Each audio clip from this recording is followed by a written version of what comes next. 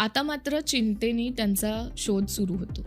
Building मॅनेजरकडनं किल्ली घेऊन प्रवीणची खोली उघडतात आणि तिकडे ॲज इफ काहीच झालेलं नाहीये. अशा पद्धतीने सगळं सामान जसंच्या तसंच असतं. कार तिकडेच असते, त्याची चावी पण तिकडेच होती. सो ह्या सगळ्या गोष्टी त्यांना हळूहळू चिंतित करायला लागतात. सगळ्यांचा सांगोवा मागोवा घेत घेत ते हळूहळू आता नॉर्मल शोध सुरू करतात. त्या घराच्या आजूबाजूला बघतात, युनिव्हर्सिटीच्या इकडे बघतात. एक गोष्ट ते अवॉइड करतात म्हणजे प्रवीणच्या आई बाबांना म्हणजे लॉयोला आणि मॅथ्यूला फोन करणं. कारण नॅचरली त्यांच्या घरापासून लांब आहे आणि आत्याचा मुलगा हरवलाय. सो परत काय होईल माहिती नाही. पण तरी शेवटचा ऑप्शन म्हणून त्यांना आता पोलीस कंप्लेंट फाईल करावीच लागते. सो ते 911 ला डायल करतात आणि मिसिंग पर्सन्स कंप्लेंट करतात. आतापर्यंत जरा जरी तुला ह्या गोष्टीमध्ये काही नॉर्मल वाटत असेल तरी ह्या पोलीस कंप्लेंट नंतर पुढे ज्या गोष्टी घडणार आहेत त्यापैकी एक कण सुद्धा नॉर्मलसी नाहीये.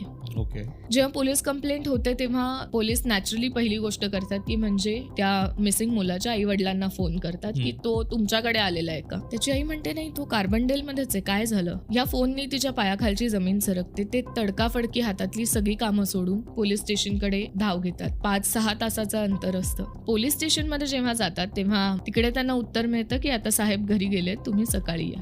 सो ते तिकडेच जवळ एक हॉटेलची खोली घेतात आणि दुसऱ्या दिवशी सकाळी परत ते त्या पोलीस स्टेशनमध्ये जातात. तिकडे त्यांना उत्तर मिळतं दुपारी या. अशा प्रकारे खूप वेळ त्यांना टोलवल्यावर शेवटी जवळजवळ 24 तास उलटून गेलेले असतात प्रवीणला लोकांनी शेवटचं बघून आणि प्रवीणचा काहीही पत्ता नसतो.